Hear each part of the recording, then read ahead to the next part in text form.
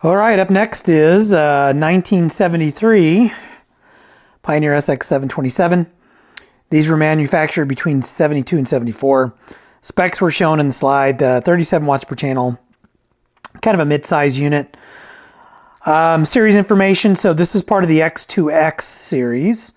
So this was after the Pioneer, like the 990 series. So you had the 440, the 770, the 990, the 1500, the 2500, the 1000, and its different iterations. And then there are actually two different 1500s. There was one that looked like the Pioneer SX1000 and one that looked like the Pioneer SX990. So there were a couple of different variations using that same model number, if I remember correctly. So this is the X2X series came after that. So at least the product catalog that I pulled down, it listed as a part of the series lineup in the X2X series, the 424, 525, 626, 727 you see here, and I apologize if I call this a 737 at any time during the video, I probably will.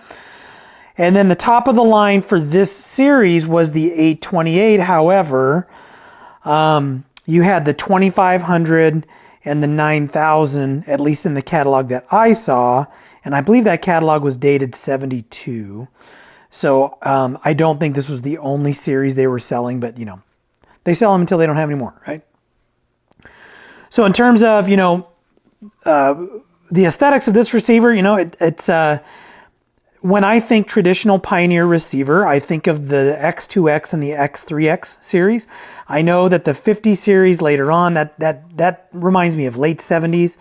But when I think of early 70s stereos, period, right, I think of the X2Xs, the X3Xs, to a lesser extent, the 990s and the 2500s, right? I think of older Sansuis like the 5000, the 4000, and all their different all their different flavors, right? So I think what makes it for me is the black or the dark dial face, right? And the illuminated pointer. My first stereo was a realistic STA 19 or an STA 20. I can't remember, but it had a similar dial face and pointer. It was, my dad had given it to my brother and I associate, you know, the 70s stereo with stereos that look like that, and this kind of looks like that, right? So aesthetics, definitely early 70s Pioneer, direct coupled, very balanced sound, it kind of reminds me sound-wise of the 3 series, the X3X series. Not overly bright, very balanced, very, very mellow. I mean, not like a tube, you know, like a cap coupled design, but it's very, very balanced. Operation is typical. So in terms of hookups, you have normal RCA hookups. This does, however, come with those goofy speaker adapter plugs.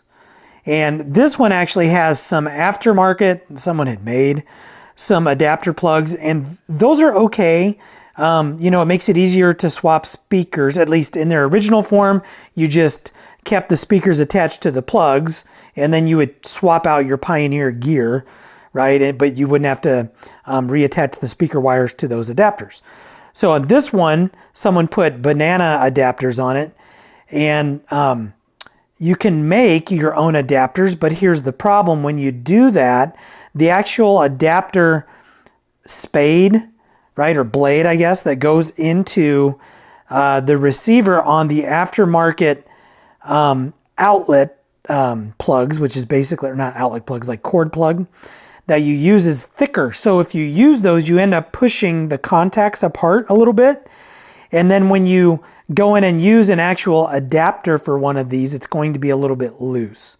So I don't like, I've made those before just to see how they worked. I don't like them. I think they modify, I'm not gonna say they damage, but they modify where the adapter plugs in. And again, it will make an OEM adapter a little bit loose when it's sitting in there, or it'll, you know, it doesn't make a great contact. So I don't like those.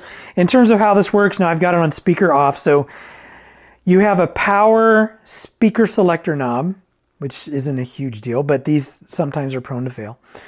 You have split bass and treble. You can't really tell, but this is split. So you can adjust left and right bass and treble separately. You have a low and high filter. You have balance, and this is a free floating balance, so it's not kind of clicked in the middle there. And these are stepped, I should say, right? So these click, this clicks, this does not, the volume does not. It's free floating as well. You have FM muting on or off.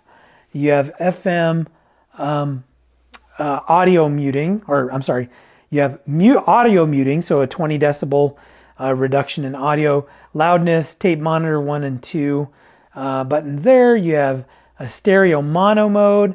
You have the function knob, and then you have the dial pointer.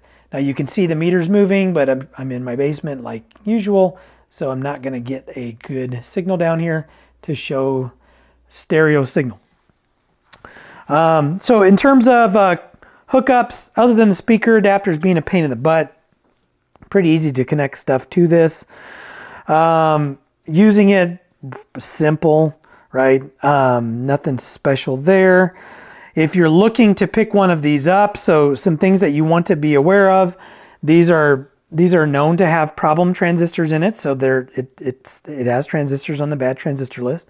Naturally, you're going to have old caps that are worn out. What I look for if I'm looking to pick one of these up, I'm looking for the adapters. Does it have the original adapters?